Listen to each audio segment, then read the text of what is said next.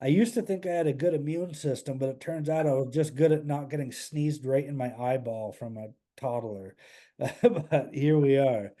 Well, Uh, I think it's just more whiskey that'll help you that's do. why I figured whiskey can help cure it. It's medicine. It used to be. Hi, I'm Paul Grenier. This is Whiskey and Wood, bringing the people, the stories, and the success to you. This is a multi-billion-dollar industry, and these guys and gals are out to get a piece of it. Why Whiskey and Wood? Why not?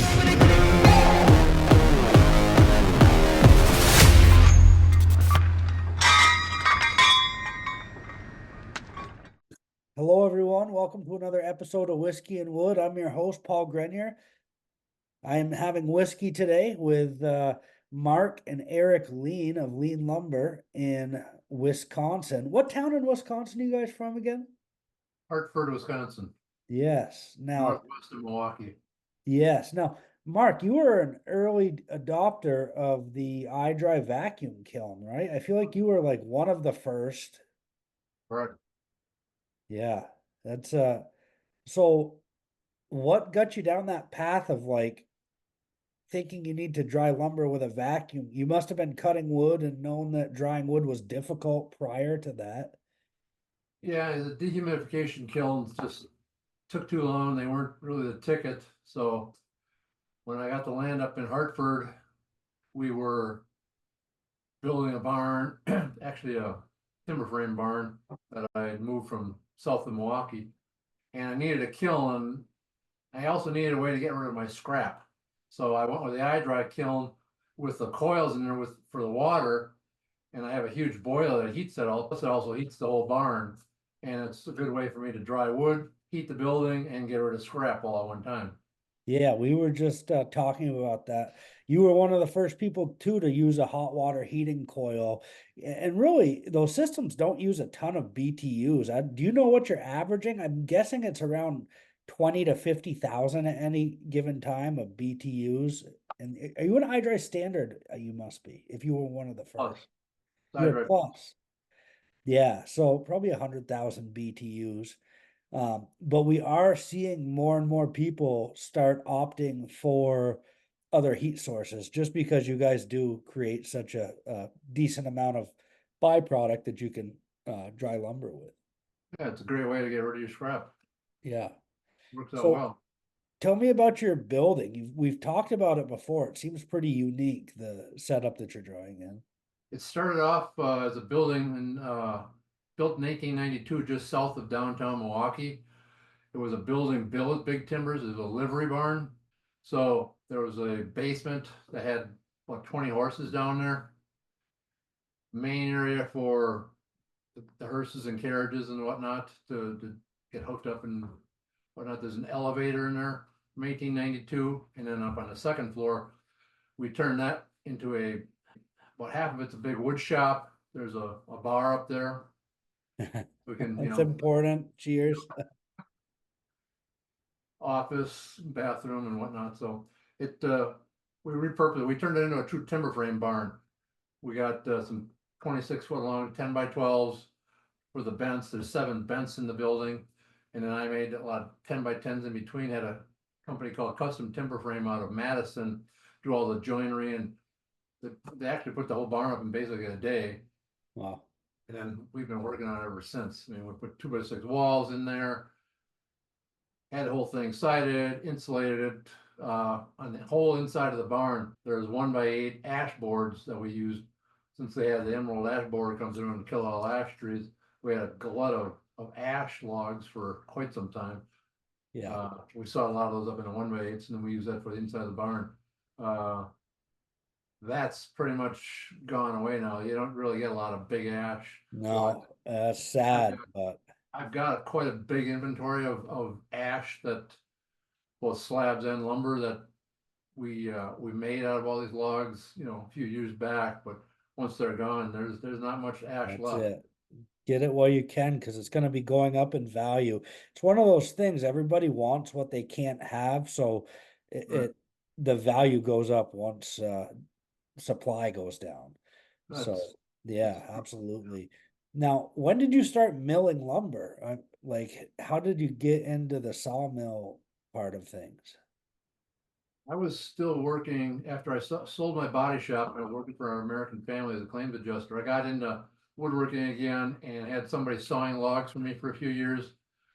And I bought my first wood miser, an LT40, in 2014, and I've been using somebody else's for a year or two when I was helping him out with his business.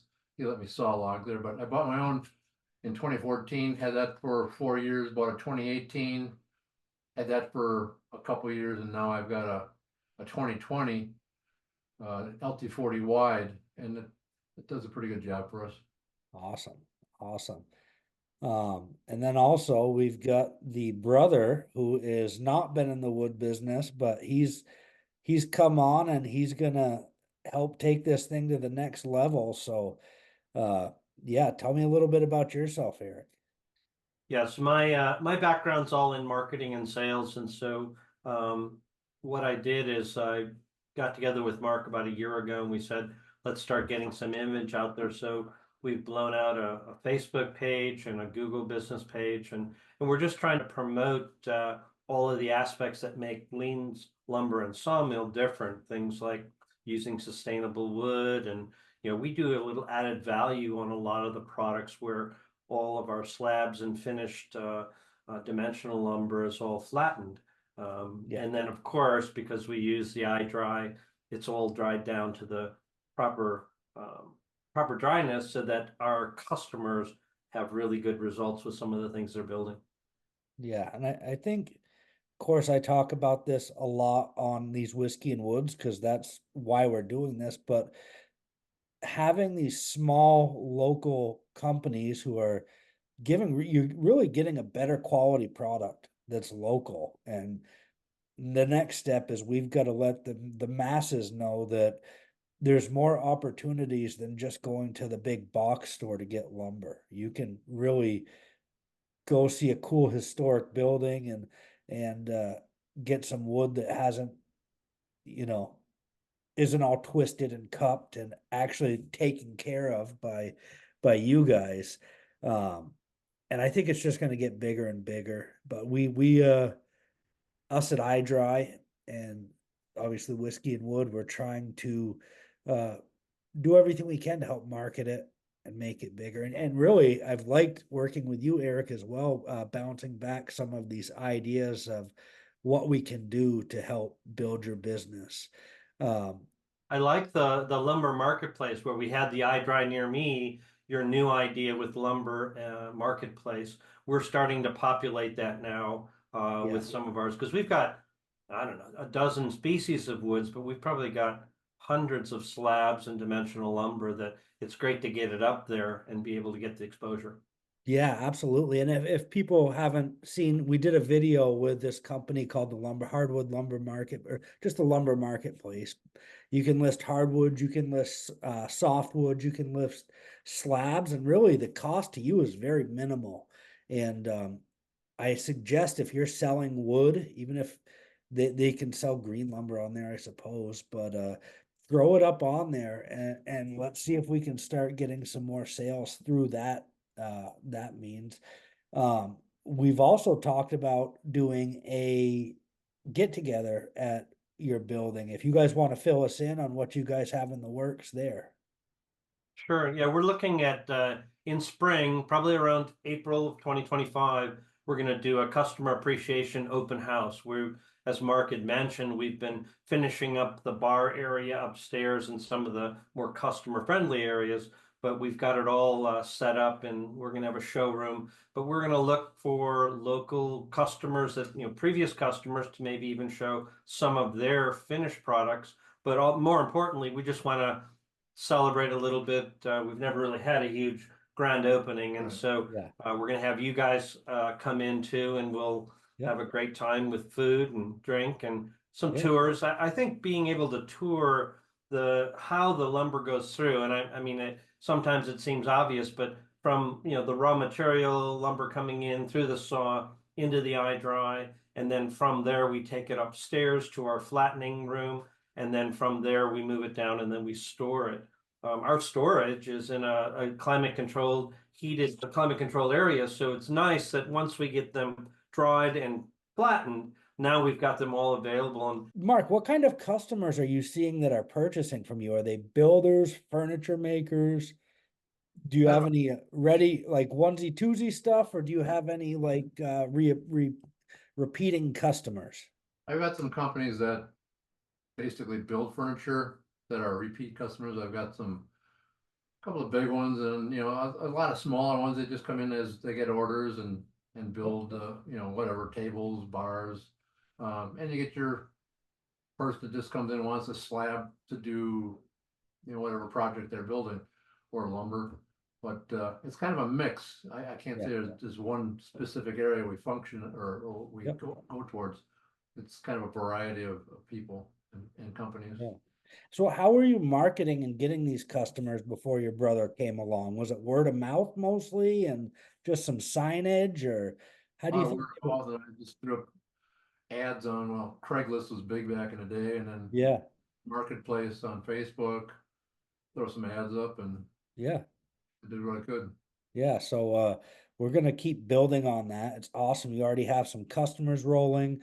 And anybody listening to this, don't sleep on the local marketing. We did another event at KDR Lumber in Green Lake, Wisconsin, that wasn't too far from you, and There. they did a huge event. We should do a whiskey and wood on that. They did a massive event. They had lots of vendors. It was crazy. But I did ask, we did some marketing online, and then they did a local newspaper, and I forget some flyers. So I tried to ask people, hey, where did you hear about this event? And it was, the majority was social media, but the largest chunk besides that was in the local paper. There's still a lot of people, and some of the people who were in the local paper came in and bought furniture. And it was kind of funny. I joked because guys would come in with their wives, and I was standing in front of all these cool, they had some maple burl cookies tables. I don't know if you remember those, yeah, but everybody was fascinated. What is this dark coloring? So I talk about what it is, why it's there. And I'm telling you, the wives were the ones that were like, we need some new furniture. And the husbands were like, I don't know if we need new furniture. But from my experience, the wife's convincing the husband they need something is a lot more successful than the husband's convincing the wives they need something. So it's a great way to sell some furniture. Get the wives in there to look at the wood and all the project stuff. And I think it'll be a good time. That's why I think, actually, Paul, that idea of showing the finished product, we're going to have a fairly large showroom showing some of our customers' finished product, and then also some of Liens Lumber and Sawmill, some of our finished product, not just finished, but we're actually looking towards possibly doing some kitting. The idea that, someone buys a slab and says, I'm going to make a table. Well, there's a little bit more involved there. Yeah. So if we can take the live edge slabs, if we can join the edges, put them together, kind of do a partial there, I think it'll make it a lot easier. Those table kits are a great idea. And I've talked about this before too. Everybody's like, hey, I want to sell the slab that's 60 inches wide and 16 feet long, and it's one piece and it's really expensive. But it's like a funnel. The people willing to spend that much money, those are worth a lot. They're worth the most, but the people willing to spend that much money are at the, narrow end of the funnel. There's not a lot of them. Where if you can join together some real pieces of wood, which you can't even buy in box stores anymore, and make something for different price points. Yeah. Have these kits where I'm not a woodworker, but I made a desk out of something similar. I bought a flattened walnut slab that was yay long. I spent a weekend sanding it. I got some Rubio finish, and I'm telling you, it is my pride and joy, this thing. And it's a piece of wood that I screwed some legs on, but it is super cool. And it's just, it's super fun. Yeah. I like some of that bigger prep work can be done much more easily at our shop, where it's flattening or we're able to sand it and join it. So I think the average wood hobbyist, even though that's not our largest client, I think someone could come in, get that, sand it to your point over a weekend, finish it, and now you've got this gorgeous table that Yeah. you spent much less than you would going to a store. Yeah, and I mean, Cost of a table that they would put together would be a lot less than going to whatever furniture store that's available to them. exactly, and it's local wood, it's real wood, and it's gonna be one of a kind, and that is a no-brainer. You people are getting sick of the particle board furniture that you can't move it, or if you move it once or twice, it falls apart. Um, and if we can start competing with some of that and get it, I was in Home Goods the other day. I don't know if you guys have ever been yeah. in the store, but you go in there and all this stuff that our customers like, this live edge stuff and these cookie little end tables, they're all doing it with this wood from India that is, I mean, it looks cool. People like the style, but it's crazy to me that they're milling cookies in India, drying them, putting some hairpin legs on them, and then sending them all the way here, which we could do that all day long and at the same price. So yeah, hopefully let's you guys are gonna help us get this thing rolling, and I want to promote your table kits once you guys get them up and running Right, and right. show what you guys are doing with them. Um, honestly, if you guys could also have some that are like a entryway table, uh, Sure. something Yeah. like that that's shippable. I'll tell you right now, one of our customers that is doing amazing work, and they just bought 2 more kilns, so I think they have 5 total, is a company called Artisan Born. I would say look those guys up when you get a chance. They do the prices are amazing. They're simple pieces of furniture and they're killing it. Oh, they have 5 bins? Yeah, they have a plate dryer, a iDRY Plus, then iDRY Air, and they just bought 2 other iDRY Air kilns after running their iDRY Air for a month.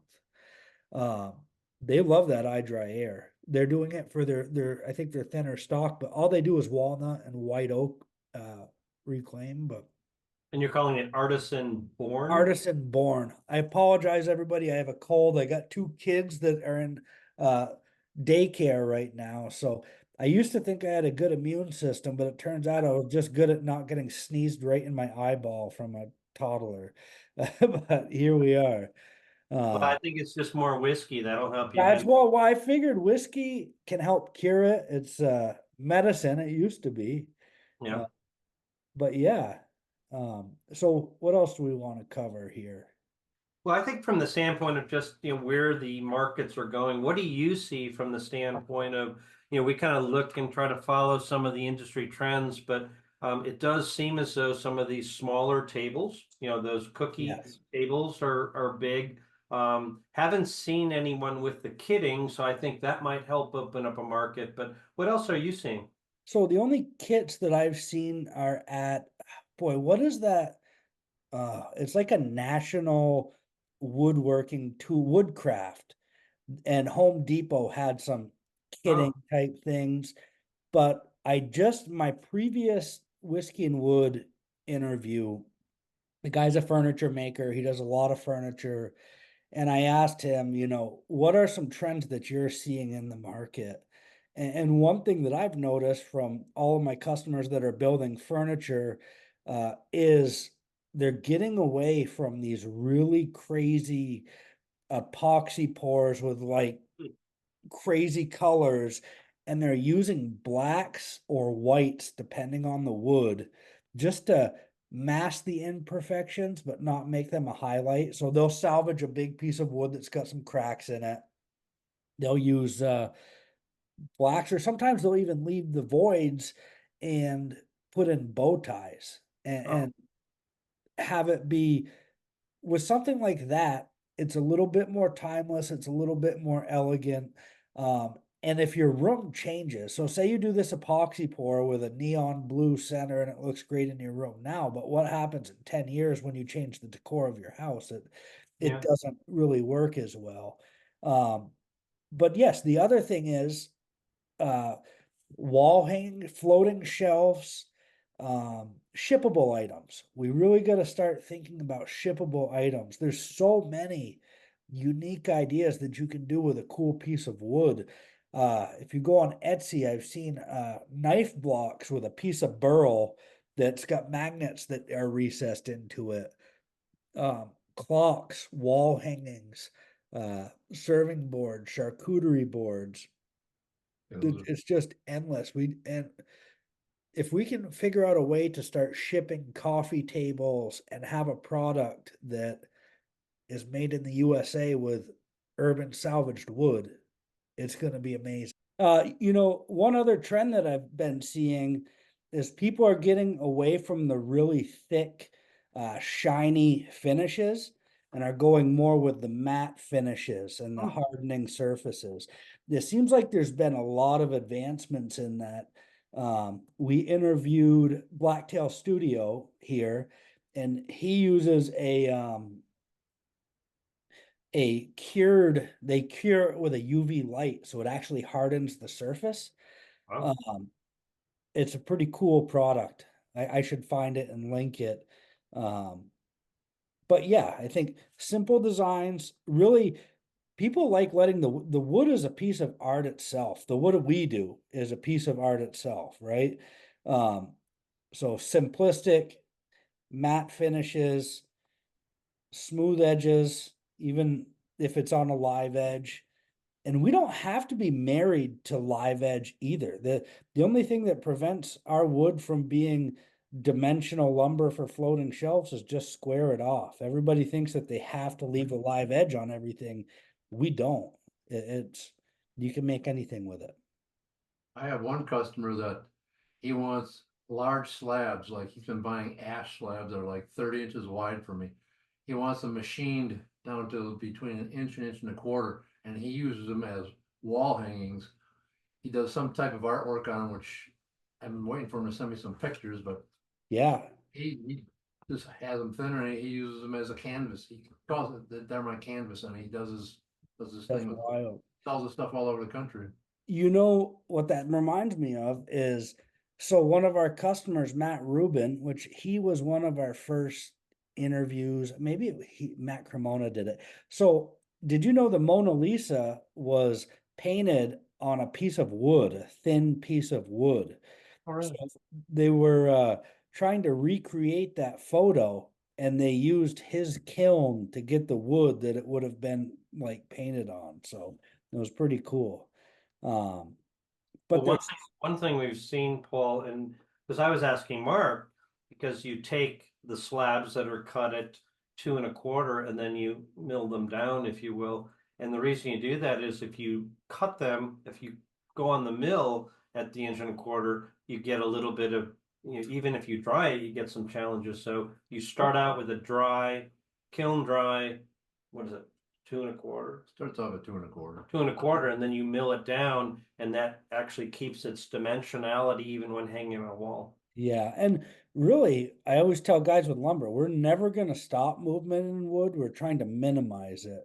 And that's why even with flooring in homes, it expands and contracts with the seasons. And another factor to movement is the way it's cut, rift sawn, flat sawn.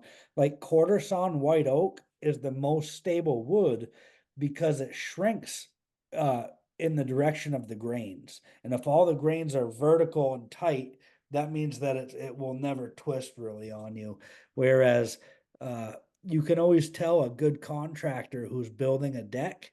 If they're putting down your wooden decking boards, they'll look at the end grain, and depending on which direction they're going, they'll either face them. You really want to have it face so it's down, so when it shrinks, it sheds water rather than cups. Well, But yeah, it's funny. I've seen some contractors, and you can tell who's been doing it for a while based off of that. And really, they get the wood so green these days that it's like, don't even put spacing in between it because it's going to shrink on you big time. Sure. well, it's interesting, with regards to, Mark had talked before we started doing some advertising on social media and some of our sales.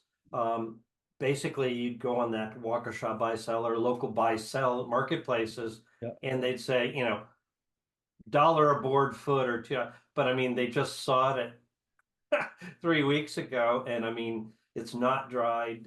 So it's there's still people like that that are So many, and that's the challenge is giant green.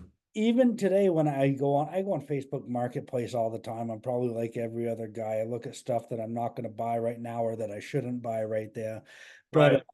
I see, I just saw today they had red oak slabs that were 25 inches wide and 2.5 inches thick, and they tell you it's green, and they're $125 each. But they don't tell you anything besides it's green and it's got to be dried. That's it. And then the average person who's like, oh, it would be cool if I had a bar top in my basement. You don't know anything, like, you don't know anything about the importance of it being dried, how hard it is to dry it. And the people with the sawmills not drying, why the hell are they going to tell you? I told you it was green. I feel good about it myself. I'm going to say you can air dry it and then say la vie. So, education is going to be important for sure. Well, we did that, and when you and I talked about with drying in a kiln, and the idea of not only does it, you know, get the wood more stable and dry, but it also gets rid of the bugs, which, Yeah. I mean, you hear that all the time where, you know, someone builds a beautiful piece of furniture, and I mean, there can be, you know, You can literally insect eggs inside. You know, bugs crawling out literally. It's crazy. And especially with the thicker stuff. And you'll hear some guys like, oh, I spray it with borax or something, but some of these bugs are pretty far into the wood and they can live there for 3 years. People don't realize like, oh, when the wood's dry, they don't really have a reason to live there, but the wood doesn't dry for a really long time. There's still nutrients in it. I share stories. I probably shared it on here before. I sold a kiln because a guy made this beautiful headboard for a lady, and she said she was sleeping at night, heard claw, claw, scratch, scratch. And all of a sudden, one morning she woke up and there was a hole and there was some sawdust and there's a bug's butt sticking out by her head. Oh. And nobody wants to. The guy got a call on that I one. bet. Yeah, it's nobody wants that. Well, Yeah. you were telling me once, I guess, in some kilns, on the bottom of the kiln, after a long period of time, it's just like shells of insects and things like that, right? Yeah, yeah, and you know, that one cool way that one of our customers found to show his customers the importance is he took each different bug type, he made these little clear epoxy pucks, so he floated the dead bugs in these little clear epoxy pucks, and he left them so while the customers were hanging out, they can go through and see these magnified nasty bugs that were all in the wood. And I thought that was a clever way to drive the point home of this all came out of the wood that was dried in this kiln.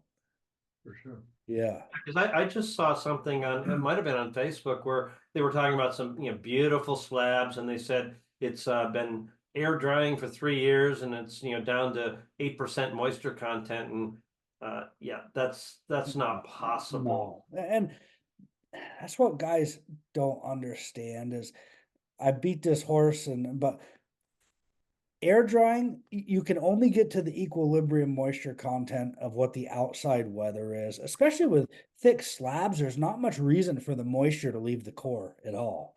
I've had guys that air dried slabs for 5 years and they cut it open and it was still 15, 17% at the core.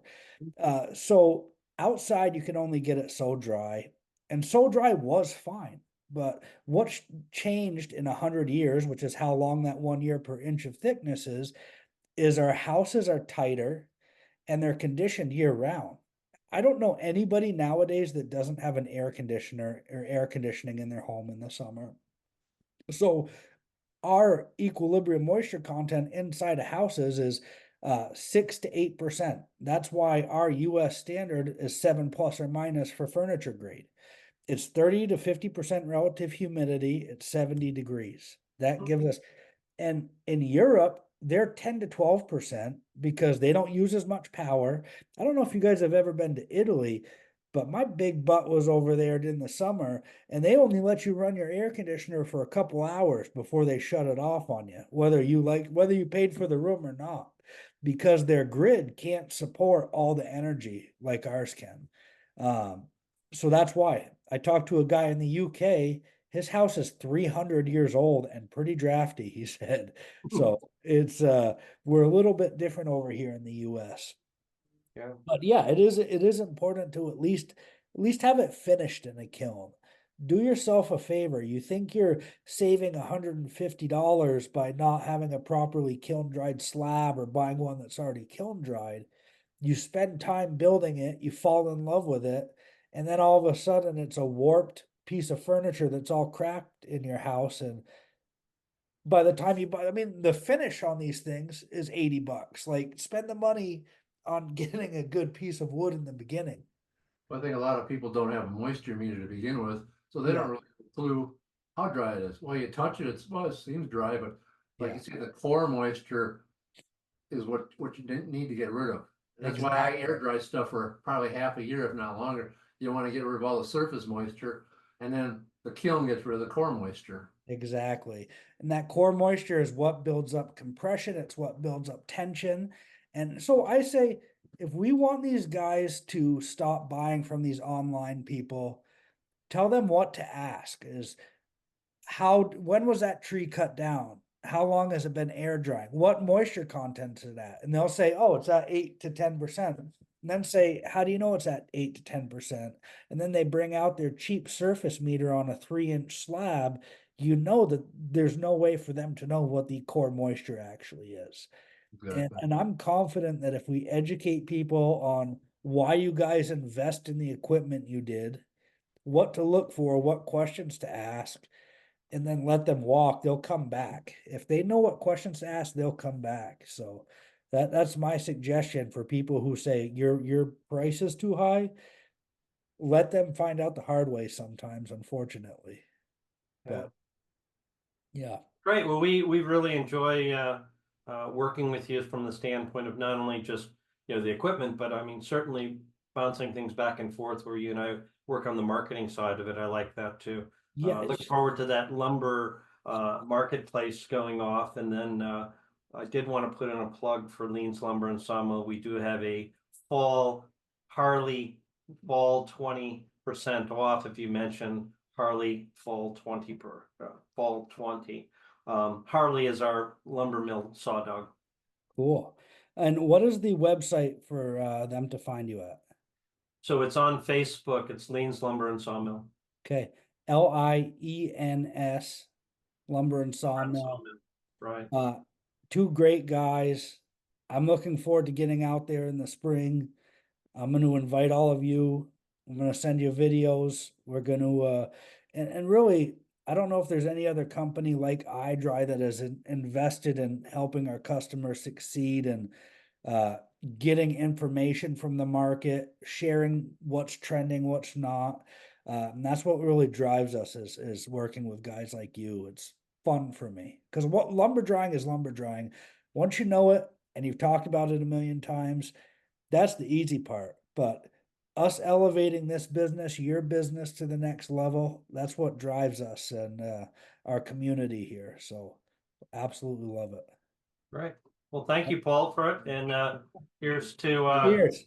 future business. We'll see you in spring. Yes, sir. Thank you, guys. Thanks, Mark. Thanks, Eric.